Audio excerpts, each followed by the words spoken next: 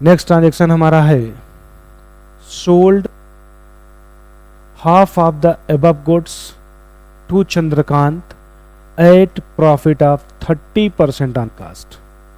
कह रहा है जो गुड्स परचेज किया गया था वही गुड्स 30% के प्रॉफिट पे सेल कर दिया गया। अब स्टूडेंट इस ट्रांजैक्शन को पढ़ेंगे तो उनको कंफ्यूजन ये होगा कि अमाउंट कौन सा लें, डेबिट किसको करें, क्रेडिट किसको करें। बट आपको नहीं कंफ्यूज होना है, एकदम आराम से समझिएगा कि किसे डेबिट क्रेडिट करना है। क्या बोला है?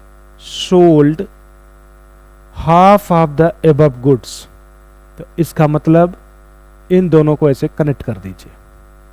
क्या सोल्ड कर रहे हैं? तो आंसर आएगा गुड्स सोल्ड कर रहे हैं। और आपको बताया गया कि जब भी गुड्स सेल करेंगे तो उसके लिए एक वर्ड लिखेंगे सेल्स, जो कि इनकम होता है। कौन से अकाउंट में आएगा? नॉमिनल में। डेबिट होगा कि क्रेडिट होगा? तो आंसर होगा क्रेडिट होगा।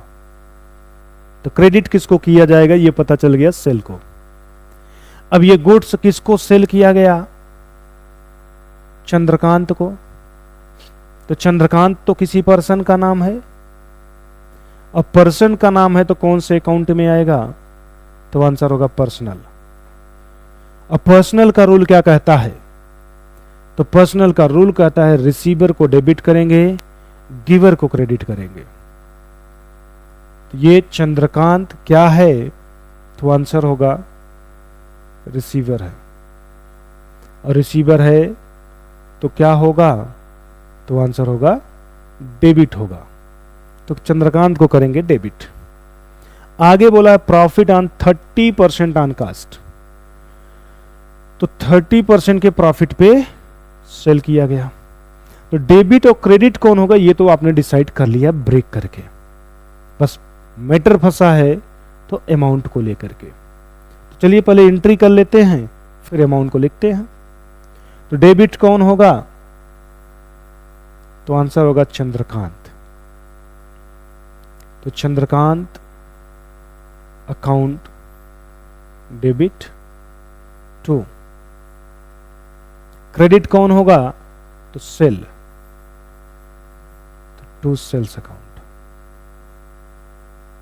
नरेशन हो जाएगा बीइंग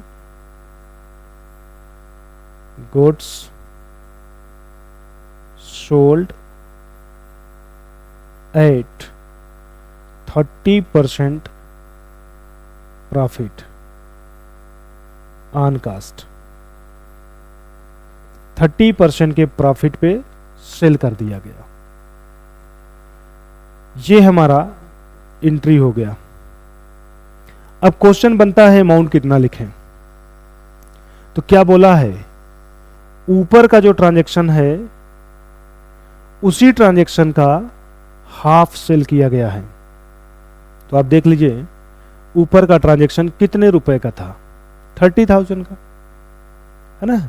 जो आपने परचेज किया था वो 30,000 का परचेज किया था और उसका हाफ बोल रहा है। तो हाफ का मतलब कितना?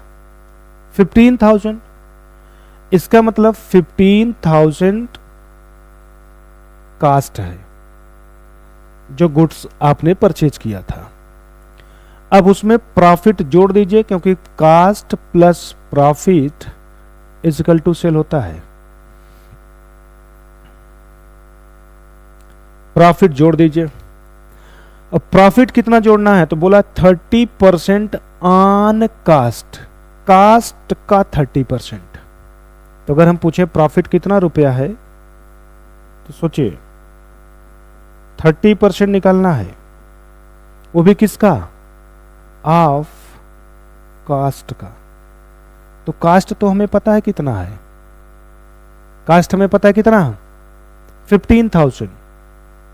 तो हम 15,000 का 30% निकाल देंगे तो आएगा 4,500।